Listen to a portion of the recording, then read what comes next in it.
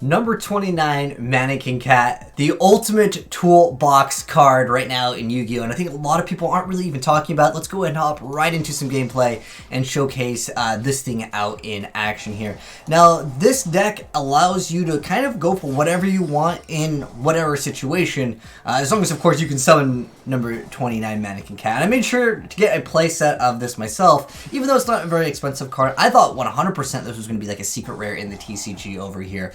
But, of course, we were surprised, and I think that it really came down to summon sorcerers going away, and that's what made originally Mannequin Cat so good. But now you guys are going to be able to see a bunch of different ways to play it. You don't have to have Needle Fiber. It does make the deck absolutely more amazing.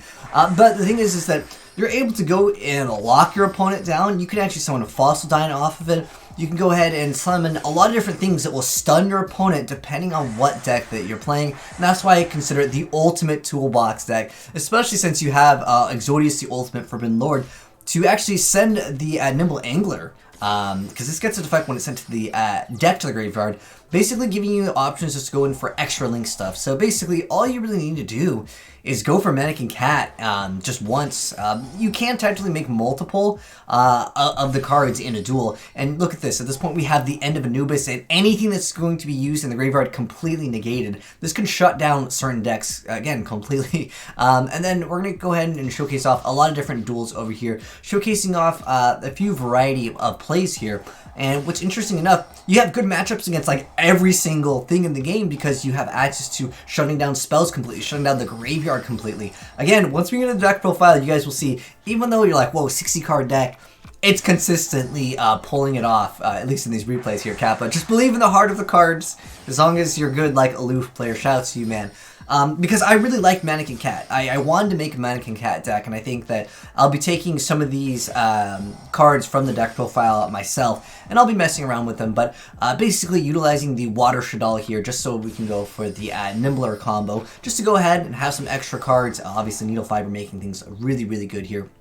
And then we're going to go ahead and we can summon Jet Synchron. You can also go and make a lot of different things, obviously, with Needle Fiber. It opens the door for so much. But Trisbania over here are going to be able to get rid of as many spells and traps as possible. So you have a good Pendulum matchup, potentially.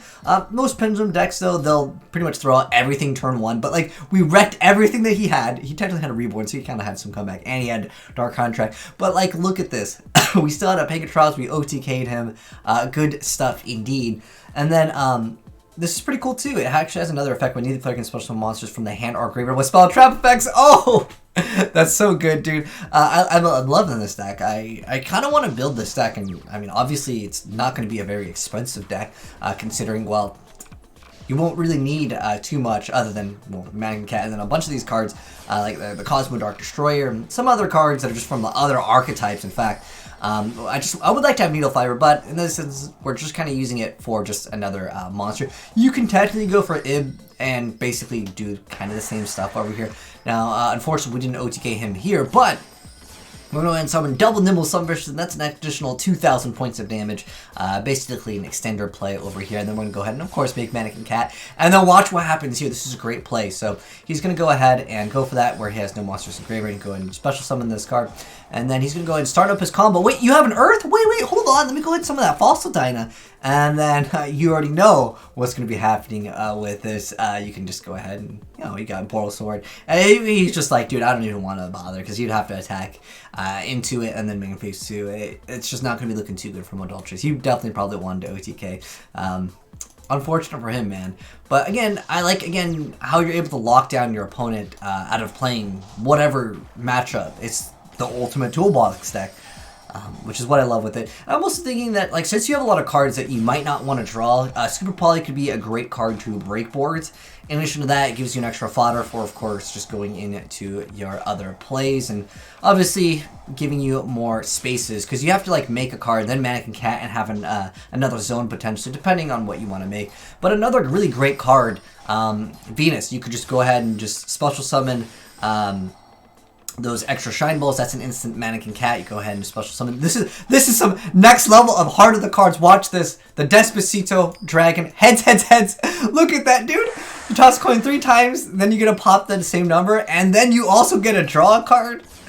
Aloof, you too good, man. You too good indeed. But then also, obviously, Christia is a fantastic Yu-Gi-Oh card as well. That does, like, I mean, just with Venus and all the Shine Balls, you can link them all off, and that's an instant Christia if you wanted to. But you can still Mannequin Cat, obviously. And then at this point, yo, I'm sorry, dude, no graveyard effects. And he's just like, dude, I don't want to deal with this because this is a quick effect. He just left, dude. He was just, I'm done, man. Great stuff. Again, I like unique decks, and I feel like I haven't seen a new unique deck in quite some time in Yu-Gi-Oh! That's why I'm super excited to showcase this off. Up over here, we've got the zombies, I guess Orcus variant. Kind of a stopped play over here, but nonetheless, I guess he just wanted to go for that play. I feel like he really should have extended the combo.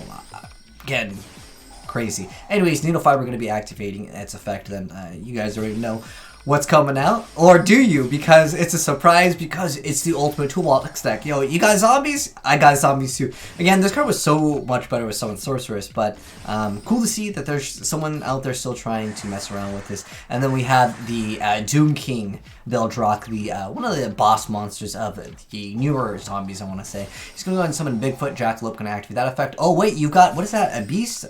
Dark? Oh, End of Anubis. No effects for you, dude. I'm sorry. He's going to be forced to go to the battle phase, because obviously with the Orcus and stuff, you're not going to be doing too much here. He's going to go ahead and I guess now is the time for the Orcus combo to go off, but he's got that surprise Falco face down, and I guess he's kind of out of a play here. I just felt like that was kind of weak. He just basically disrupted his play too much. The guy was like, dude, I'm done. A lot of times I'm seeing people get upset, rage quitting, because, okay, this is an interesting build.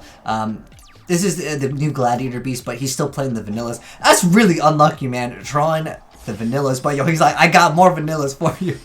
And he goes ahead and goes into Test Panther. I feel like the new Glads are very susceptible to a hand trap, and once you get hand trapped, dude, you can just straight lose in that deck. But he's going to go ahead and pop the Spell Shattering Arrow, and then he's going to go ahead and hit directly with a Unicorn Pass. Kind of, I would say, like a weak play, but in Glads, I mean, sometimes you just don't open up well, and that's the thing. You don't open up well, this deck's going to eat you alive real fast. I mean, False Dyna, another great card if maybe your opponent already has swarmed the board, but a lot of times False Dyna is just too slow. But again, for the utility that we have of if you go for an Earth, well, I'm going to go ahead and stop your combos completely, and then we have once again Trisbania coming out, and it's going to go ahead and be able to go right into the barrel Despacito once again, dude.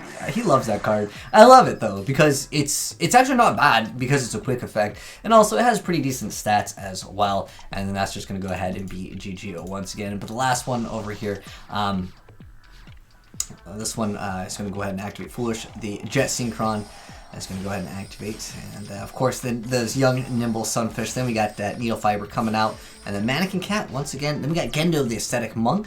So this one makes so face-up attackers and monsters on the field can't activate their effects.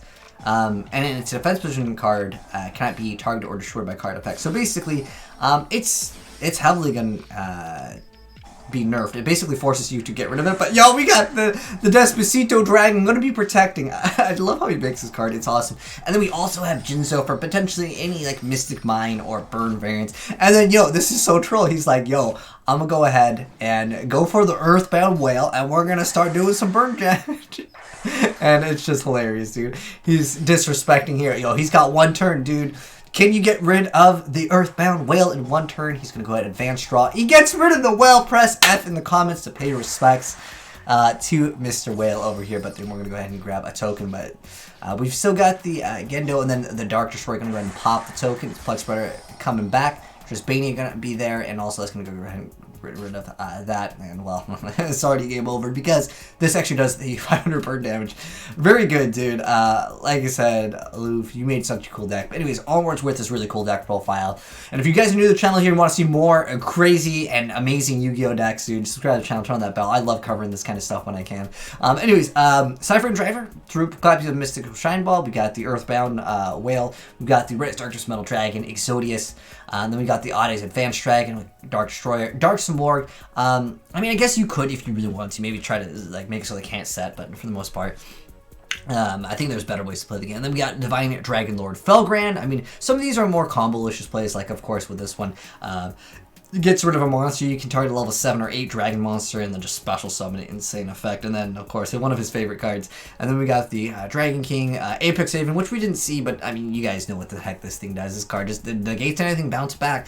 And then we've got the Pinkatrops, we've got Chaos Hunter, End of Anubis. I mean, a lot of these, Primate Seal Dragon, Jinzo, these could just stop decks completely. Then we got Kurez, Cosmo, Dark Lady, Artifact Scythe, Spell Cancel, Stop. I mean, you, yeah, I'm sure that this card has came out once or twice. And just like absolutely destroyed certain times when people side decked it. Obviously, Spell Striker and other decks that really need spells. Then we Shaddoll Dragons and then Gendo. Any ritual variants, like if you summon Spell Cancel, GG man. Venus, Greatal Eagle, Shaddoll Hedgehog, double Nimble Sunfish, double Gamma, 2 copies of Quillbolt, Shaddoll Falco, Red Resonator, Nimble Angler, 2 copies of Plague Spreader, 3 copies of the Nimble Beaver, and then we've got Jet Crown 1 for 1, 3 copies of Shaddoll Fusion and Reasoning, Foolish Boreal, 2 copies of Called by the River. I'd bump this up to 3. Then we got Twin Twisters. We got 3 copies of Hand Destruction, which can actually proc the Shaddoll effects. And we got Spell Shattering Era and Spell Mining Cave. For the extra deck, we got Shaddoll Earth, Shaddoll Water, aside from Omega, Shooting Riser, we got Ravenous Tarantula, and we got Hope Harbinger, we got Double Mannequin Cat, Held of Pure Light, Boral Sword, the Blue Whale, we got Trisbania, Needle Fiber, Link Spider, and Link Karibo. Really cool deck. I think for some suggestions, I think that you could definitely incorporate like Ash Blossom, just so you can have some play with trying to survive. I know that there's very tight room. With this, like sometimes this can give your opponent too much of an advantage. But really cool stuff. If you guys would change anything, let me know. What else should we add? I think Christie would be a great addition. I mean, literally Venus gets you right into the combo, and then on top of that, special summon Christie is usually GG for most decks anyways. But anyways, thanks for watching, guys. Hope you enjoyed the video. If you did, drop a like on it. And if you're new to the channel, like I said, hit the subscribe and turn the bell, and you see more new crazy Yu-Gi-Oh content like the Ultimate Toolbox number 29 deck. Thanks for watching, guys, and peace.